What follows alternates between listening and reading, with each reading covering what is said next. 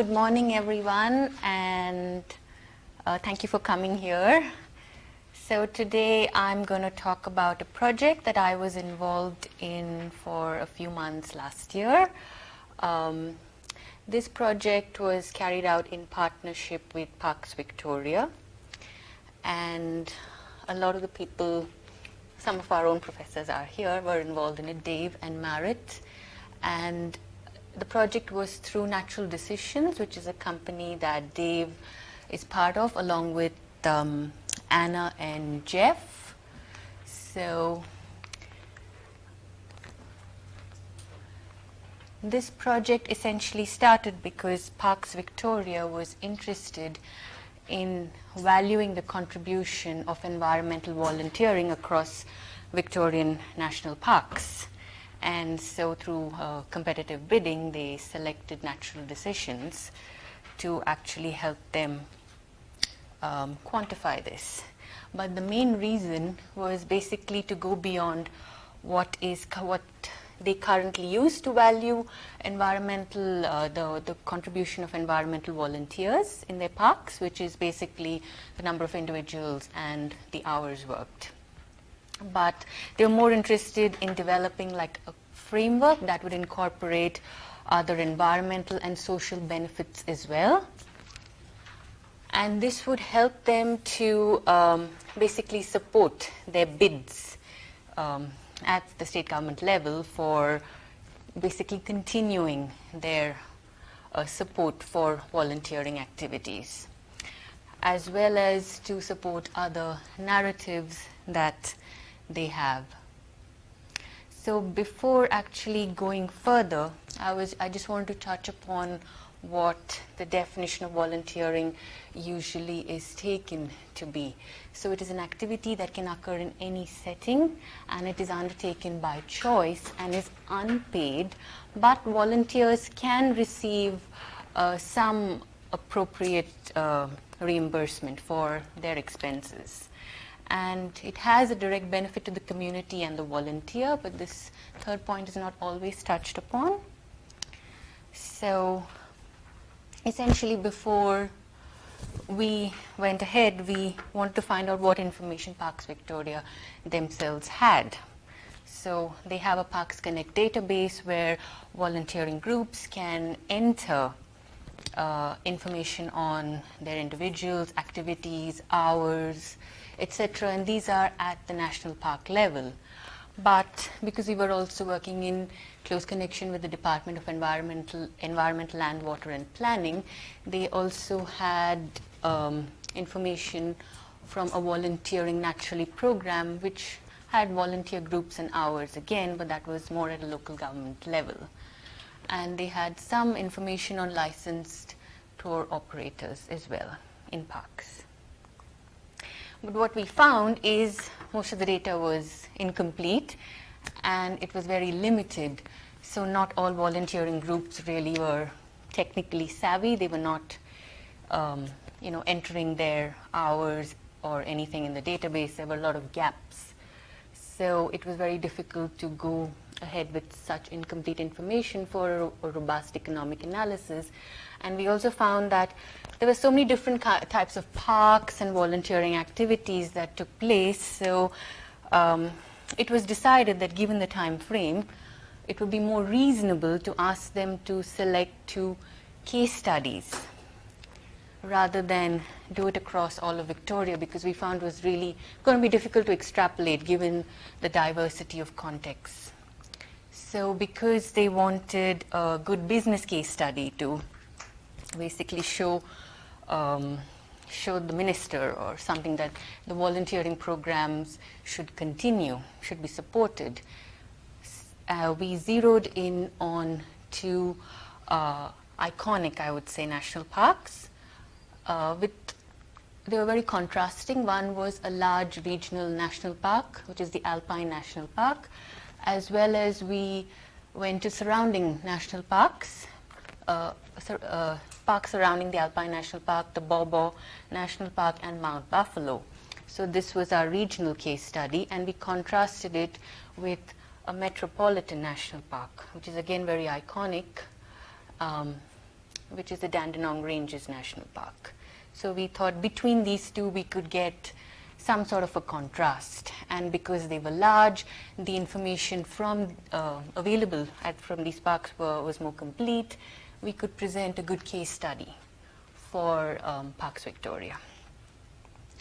So before we actually went ahead, we decided we would review any previous literature available on volunteering, and actually there was really none for environmental volunteering. What we did find was there were just reports on volunteering in general, and they lumped together so many different types of activities, organized, unorganized, taking care of your neighbor's cat would also be volunteering. And it was, beach cleanup. It was just like it was just like too many different kinds of activities lumped together and analyzed together, which we felt was not correct, and nothing where we could actually separate environmental volunteering. But what was more important was their calculation of actually benefits. The benefits were actually calculated as a product of opportunity cost wage rate and the time spent in volunteering, which is not really a benefit. And this was actually replicated across studies shown here, the first Ironmonger report, and unimplemented in other reports. So we said this is actually incorrect, and this is not the way it should be done. And there were other reports which focused on recreational experiences of visitors, but more at a regional level, not at a national park level. So we said, okay, we need to develop a conceptual framework, and it was Dave who developed this framework, saying these are all the costs and benefits we need to incorporate. So we had a category for private costs, which include any opportunity cost of time, travel costs, and equipment or other inputs that volunteers themselves provide. And then there would be public costs to the organization, which in our case is Parks Victoria, that is actually running these volunteering programs.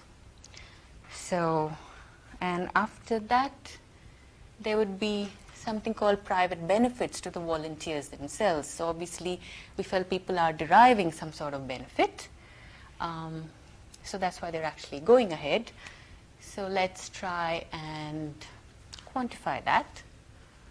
So we group them into different items. So any satisfaction that people get, if they feel they're making a difference to conservation, they might derive benefits from social interactions, from meeting other people, as well as other recreational benefits. They're volunteering in parks after all, so they could probably have recreational benefits at the same time, but as well as it's possible that they're volunteering because there is a potential for using this experience for future employment.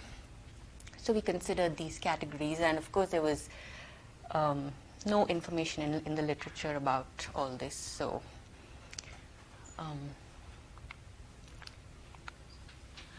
and then we had a whole suite of public benefits that we said were important from this standpoint. So obviously people are deriving recreational benefits, they're coming to parks, but there is also producer and consumer surplus from increased tourism, from increased recreational services, and because they're parks, and a lot of these activities lead to environment and biodiversity improvements.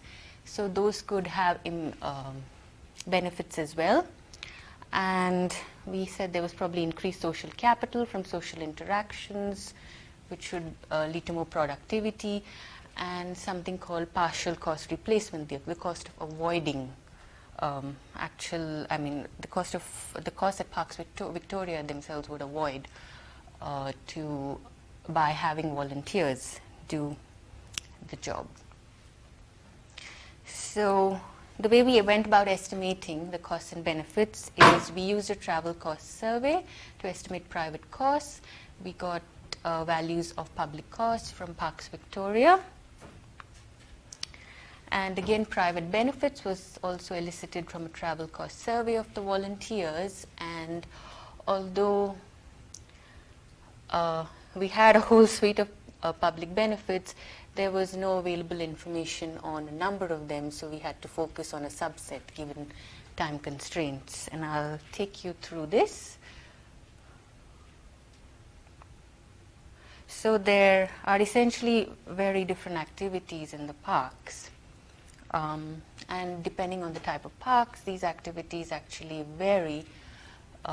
Infrastructure maintenance would include fencing or maintaining tracks in parks, public facilities, etc.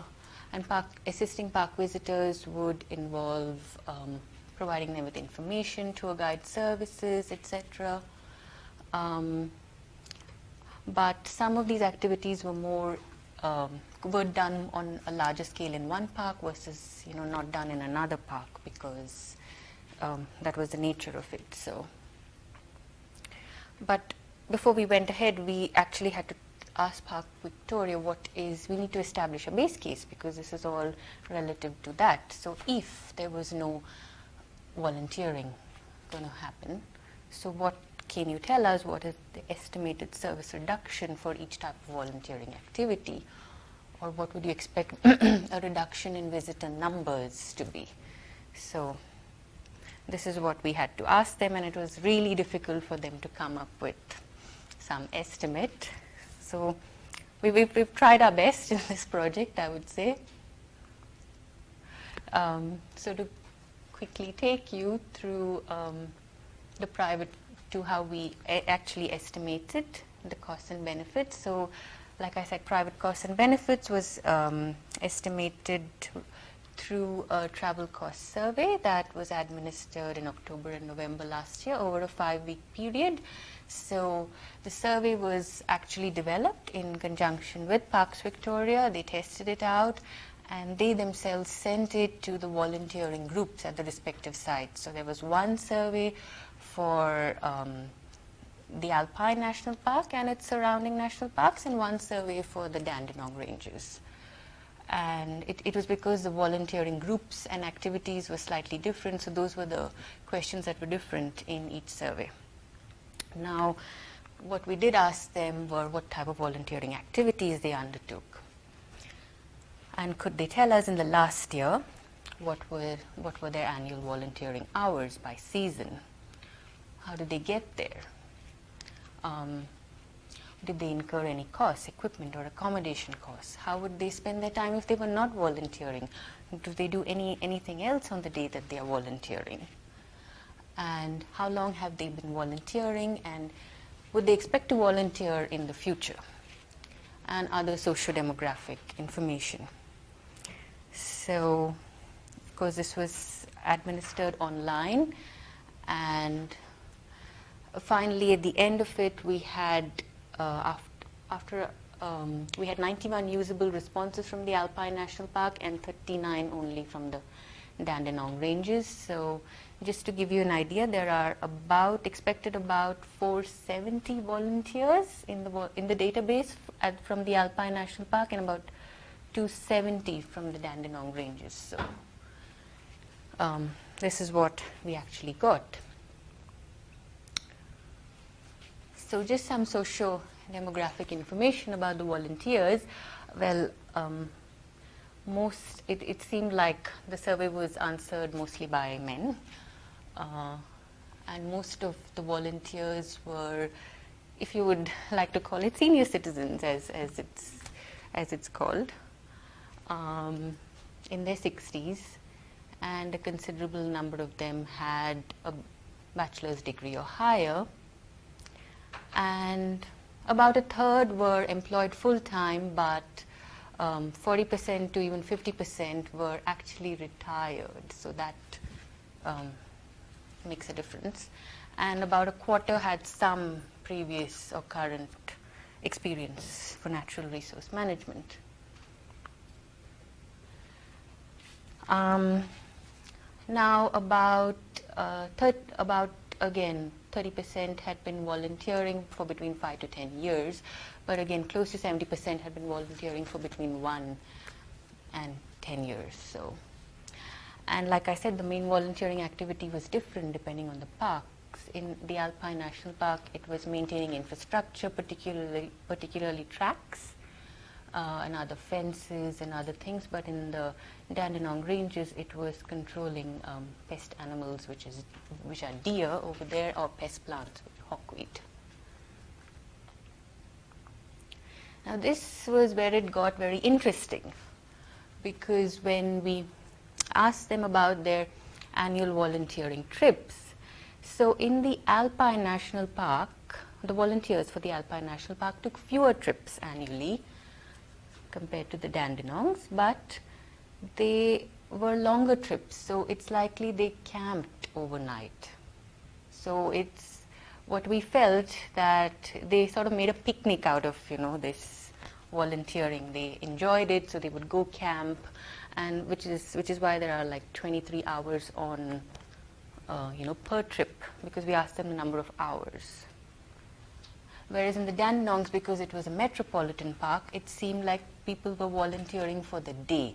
So they took more trips annually, but they also stayed lesser time because they were in the city. They were just volunteering for the day. Versus the Alpine National Park, because it was far, they also had to drive a lot more. So on average, they traveled about 270 kilometers to get to the Alpine National Park, but only about 20 kilometers for the Dandenong Ranges. And as expected, no one used public transport. Certainly not to get to the Alpine National Park. Most volunteers actually used a large car, a ute or a four-wheel drive, because four-wheel driving is very popular in the Alpine National Park, whereas in the Dandenong Ranges it was kind of equally split between using just a small car or a large car. And now most volunteers for the Alpine traveled in a group compared to the Dandenongs, and the primary purpose of the trip was to volunteer was actually true in both cases, but more so in the case of the Dandenong Ranges. So if volunteers were not actually volunteering, they would spend the time either relaxing at home or working. That was the most responses, and most volunteers expected to work for the next 5 to 10 years. But considering they are in their 60s, this has implications. This has actual implications. So even though, yes, they are enthusiastic, it has implications for volunteering in the future. So the costs, well, we asked them whether they incur any equipment cost per trip, and fuel and vehicle operation was, depending on the distance, we could calculate it using, we used the American Automobile Association study to convert it to, this is in 2019 Australian dollars, 47 and 58 cents per kilometer. And cost of travel time, we could do many permutations and combinations, but we just chose to keep it as what is generally recommended in literature as 1/3 of the hourly wage into the time taken. And so the hourly wage was calculated as the respondent's income bracket, and we divided by the average annual hours worked. So we just assumed they work for 1,800 hours a week. So 37.5 hours per week times 48 weeks. This is how we calculated it. They're retired, so... I know.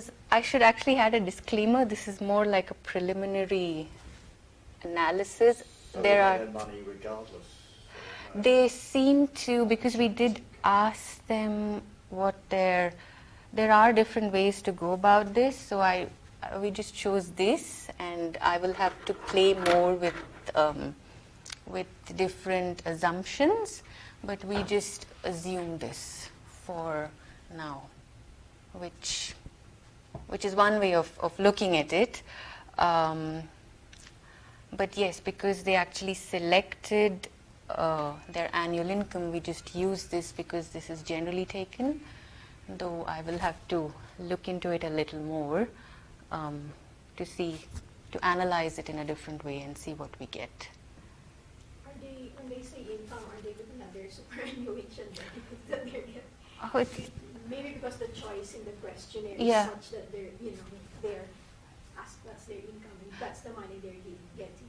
it's possible because it was the annual income before tax and everything. So that's what we also gave them, an I don't wish to state my income, but most people did actually select an income bracket. So that's what we based it on. But yeah, there are other ways of looking at it. So our private benefits was modeled through a demand curve. So it was a demand for the annual volunteering trips, and the consumer surplus was estimated from that. The simplest distribution was assumed, and we had explanatory variables, cost per trip, and other socio-demographic variables were included, and all variables, at least the way we did our all these calculations and the modeling, they came out insignificant, except those volunteers who expected to volunteer for the next 10 years had a significantly higher number of annual volunteering trips. So just to tell you what we actually got, so because the cost per volunteering was higher, obviously, for the Alpine National Park, but they also took fewer trips annually compared to the Dandenongs. Their annual cost was almost roughly the same, about $1,900. And so the aggregate annual cost across all volunteers was roughly around $920,000 versus $520,000. And so the private benefits, which we got from the model, respondents, volunteers going to the Alpine National Park had, it was 10 times higher. So there are actually several different ways of looking at it. Compared to the Dandenongs, which was only just about $110, this was about $1,000. So the annual aggregate benefit across all volunteers was a lot higher, 1.9 million for the Alpine National Park. Remember, this is much higher, and also there are 470 volunteers in the Alpine National Park, versus this was the annual aggregate benefit was about 973,000 for the Dandenongs. So we did ask them a question on allocating, like on a scale of 100, how would you allocate the benefits? Why do you volunteer on a scale of 100? So everything has to add up to 100. You can, move the scale. So you have different benefits that we said. Making a difference to conservation. Why do you volunteer? Do you want to make a difference to conservation? Do you do it for social interaction, for recreation, or to gain new skills? And it was interesting because, on average, most people were volunteering because they felt they derived a benefit, like a satisfaction, on actually making a difference to conservation for both parks. And they were not really doing it for future employment. So based on the benefits that we got, we just split it this way.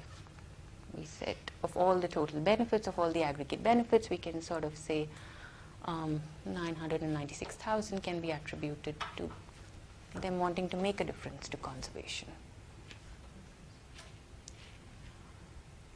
Versus only 70,000 was the benefit for, new skills.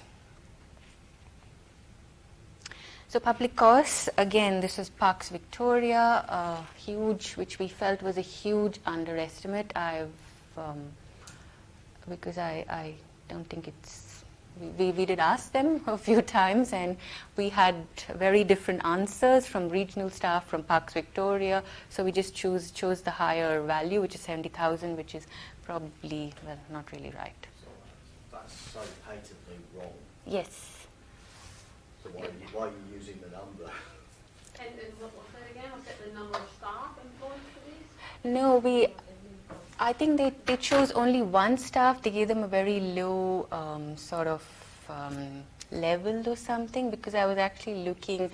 This data was actually we liaised with them, so we had different answers from people sitting in Melbourne and different answers from the regional staff. So we just chose the higher value, which is still an underestimate, and we told them this is a gross underestimate. It seems to be some sort of admin cost. I don't know, that's one staff member to run the volunteer program per park. Why would that be an underestimate? It's still, I would think, it's health and safety with groups of volunteers, Yeah. providing training, supervision, Well, was that all asked? Was that all specified? admin costs, contacting volunteers. we did ask them that. It was Anna who was actually liaising with them and constantly talking to them, and we did actually tell her, and this is what we finally got out of it, and we did mention in the report, like, this is an So underestimate. this might be worth following up on Yeah. before you want to write it up as a paper. Yeah, definitely. Using those categories that Ben just mentioned. I mean, I just looked at that and saw one member of staff in the Alpine National Park, one member in Dandenong. You know, it doesn't seem to employing someone plus on costs plus all the other It should costs associated. certainly be, I would think, at least double this, because they do have. When they were talking about avoided costs, they gave us a higher number, like 150,000, including to run the program. So I'm thinking it should certainly be double that. I mean, I'm double just this thinking. value. Component control, it's not only the cost that you need to know what's going on. Yeah, and when you show them the components, they probably get tweets like, oh, yeah, we forgot about that one. So my daughter goes turtle tagging on Barrow Island, Mhm. briefing meeting in Perth, then they got transport out Yeah. there, constant supervision, health and safety procedures. All right, it's not going to be as intense. in Yeah, the that's Alpine the National resource Park. sector, and they run things a little bit differently, and Barrow has a whole lot of But biosecurity risks and even still, challenges. sorry, that doesn't. Even Oh, but these are still- volunteer organizations, right? It's not done with volunteers. It's done So- with the organizations. So this would be just the person, probably, it's probably a portion of their time allocated to this. It looks to me like they're just treating a lot of their costs as fixed, and they're not. But perhaps those costs are fixed, but they're unsure that there's a variable component of cost. Yes. You know, given the number of volunteers, probably has to be higher than 70,000. Yeah, certainly. Does it? Keep going. Don't worry, we have more things ahead. So, and just to tell you, of course, public benefits, because there was no available information certainly on a lot of the things on environment and biodiversity improvements. Who knew what, how the environment was and what they probably expected it to be? They couldn't give us an answer. It was really hard. So we couldn't calculate any non-market benefits, and we were constrained with time. It had to be delivered. So we said, okay, we're not going to consider this. We're just going to say, well, we haven't done it, and this is it's an underestimate. So this is something that Parks Victoria themselves can, think about. So this is, it was good for them as well, because I don't think they had ever thought on these lines before. So we gave them essentially like a framework, so that was good. But what we ended up saying, okay, we will see what we can estimate regarding non-financial recreational benefits. You have licensed travel operator data, so we can see what we can get from there regarding recreational services, and partial cost replacement, which is avoided cost because you have all these volunteers. So this is what we focused on. So public benefits, the non-financial recreational benefits. So the annual recreational benefits per person, we got it from previous studies. So for the Alpine National Park, there were 2 studies, one in 2004 and 2006. For Mount Buffalo National Park, which was one of the parks we had actually considered.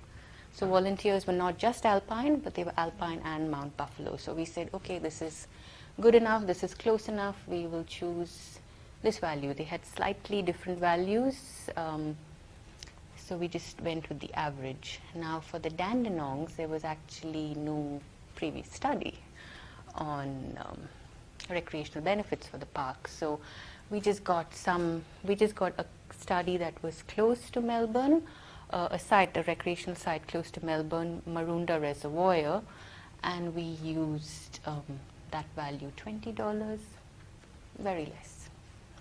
I think it's less, but we just went with this value.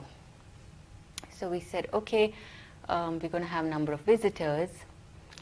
So what Parks Victoria did is they had a visitor satisfaction survey, which actually said, and they asked how, if the current levels of service or were not provided in the park, services, facilities are not provided in the park, how much would visitor satisfaction decrease? And from that study, they found it would decrease by 10%. So we said, given the time again, let's just say that would result in a reduction without volunteering, because a lot of the services like rubbish collection and all are provided by volunteers. So if there was no volunteering, so that would reduce by 10%, which would in turn result in a reduction of consumer surplus. And we calculated this from demand curves to be 19%. So it's essentially not linear. So it's not like a reduction of 10% in visitors would result in 10% of reduction in the recreational benefits. It would actually result in a 19% reduction. So keeping all that in mind,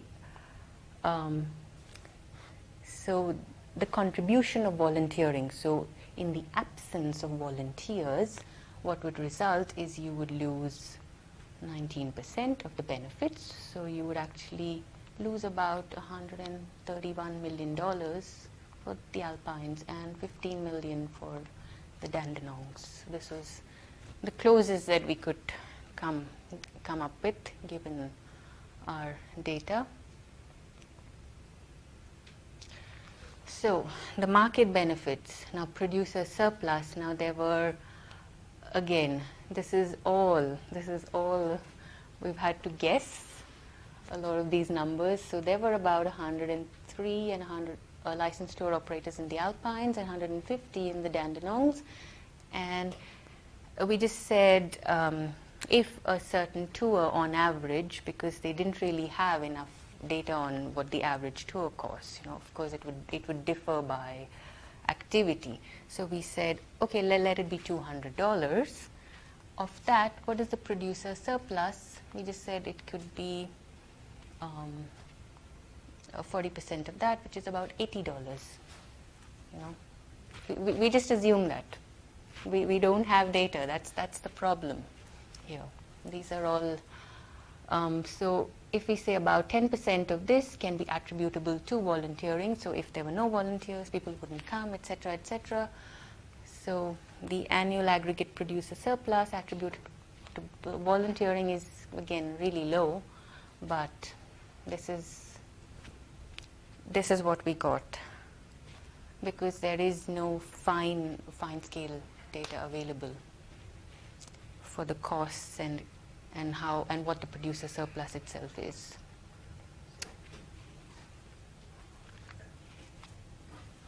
So that's the number of tour operators, 103. Yeah. That's not the number of tours they give. No, so we just assumed it was per, I don't know how, no, that isn't, sorry, because, yes, we had a missing line here, sorry. We just, yes. Yeah. Okay. Yeah, sorry. I forgot to put in the number of trips. Again, that was also assumed. These many number of trips, So how many people were on the trip? I don't remember it offhand. I might have to go. It doesn't really matter. You don't, because we're running out of time. So Yeah. just get to the end. And Yeah. I think the moral of the story is we don't know a lot of things. We don't know. assumed a lot. Yeah. And let's stick to the numbers that we actually know. Yeah, let it finish. Again, so consumer surplus again. So we just assumed an average consumer surplus per tour, $10, $20. Again, who knows what it is? I think it's an underestimate. But these are the numbers that we finally ended up getting. So.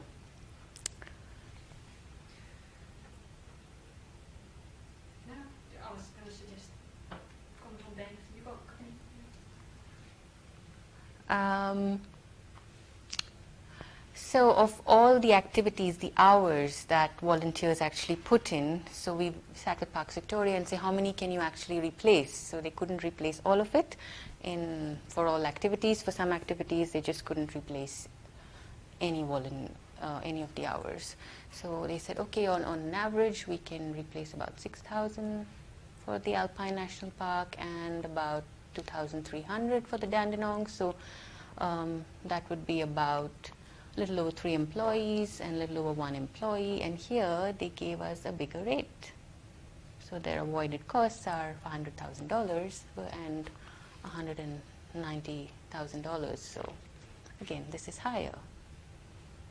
How much would it cost for, to replace it, to have a full-time employee? This value is higher. So yeah, these are certain issues that we have. The 70,000. Yeah, but the 70,000 was less than half an FTE. So I don't know. It's possible that I will have to go back and see, but that it was only a portion of the time. Well, it must have been. But that was what we got. So finally, we put all of it together, and this is what you get. So net benefits, of course, are really high, and the benefit cost ratio is significant. So even we've underestimated costs, certainly, in some cases. We've probably not considered transaction costs. We've not considered a whole lot of costs, but we've also underestimated benefits. In many cases, we just don't have information to calculate non-market benefits that are generated by gardening, by weed control, by a whole lot of activities. So that's like an underestimation of benefits. So just these two parks generate a whole lot of benefits, and so it's actually we are confident that it should they're still going to get a high benefit cost ratio, even though when you have more information. So this is only for 1 year? Well, Only for 1 year? yeah.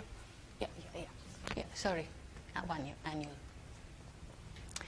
So people do derive substantial benefits from volunteering. So and of course, I said, I'm just going to only have a few discussion points.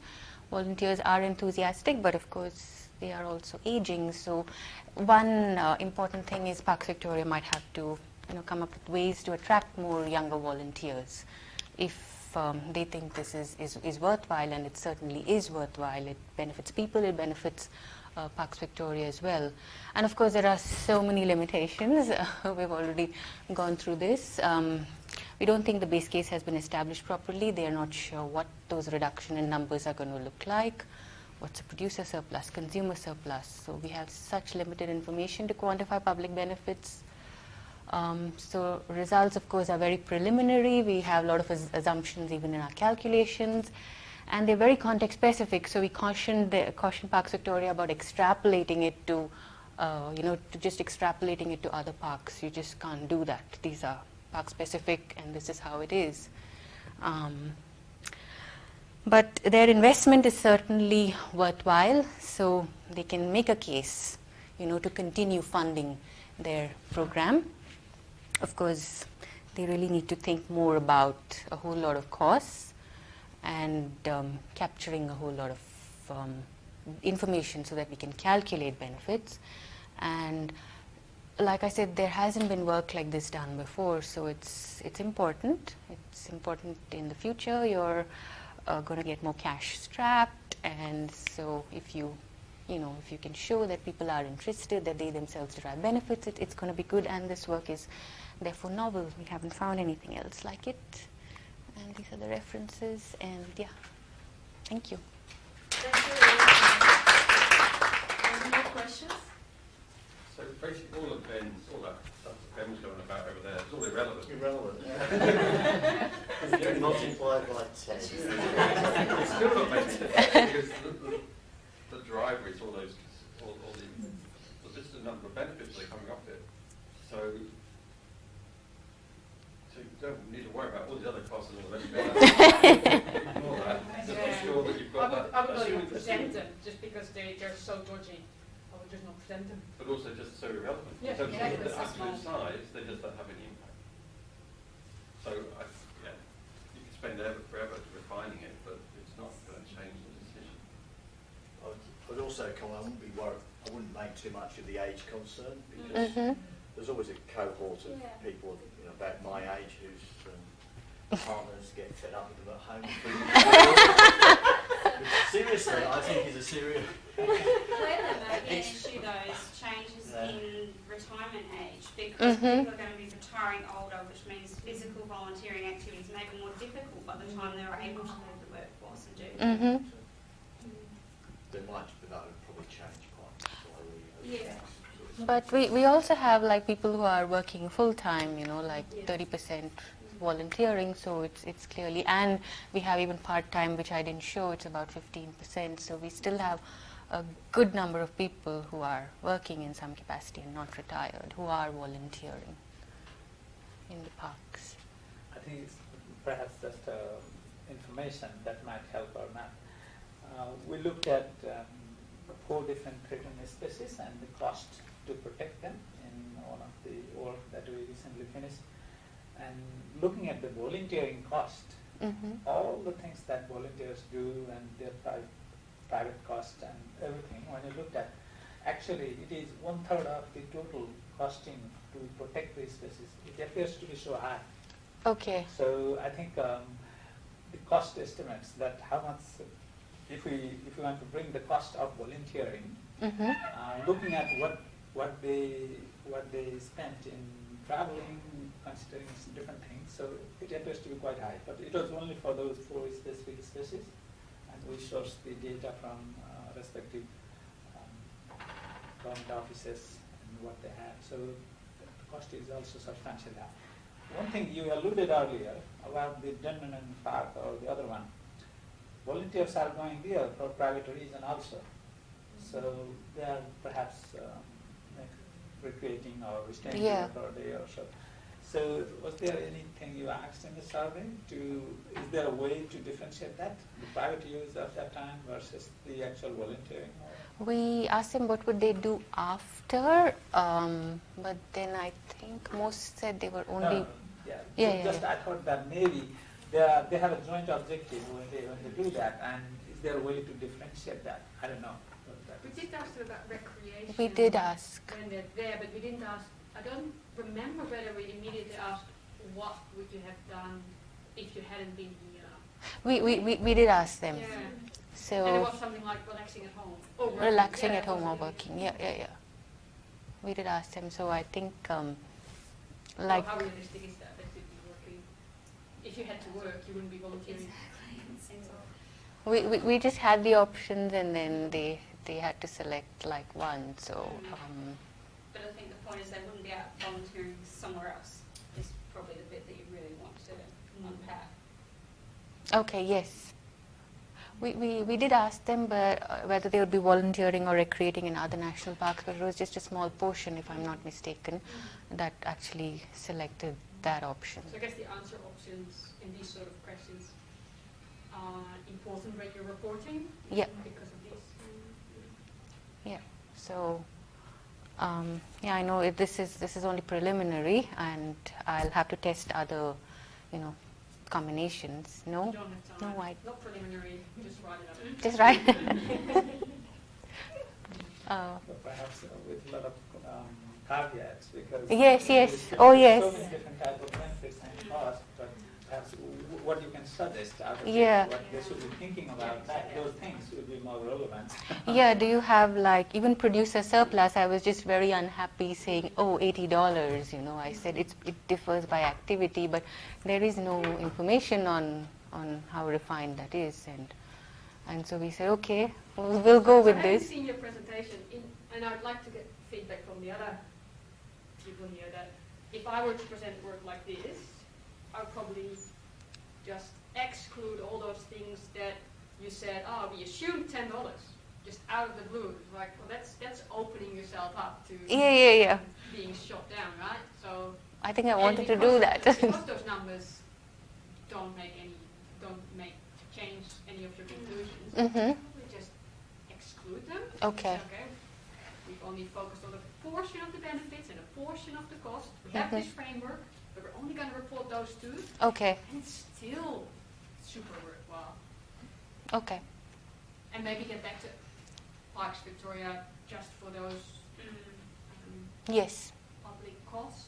yeah, Probably certainly. the only other number that I thought you might want to look at is that 20 for the Dandenong, because that's quite different to the value for the Alpine. Yes. And have you thought about looking for metropolitan national parks in other states rather than limiting to Victoria?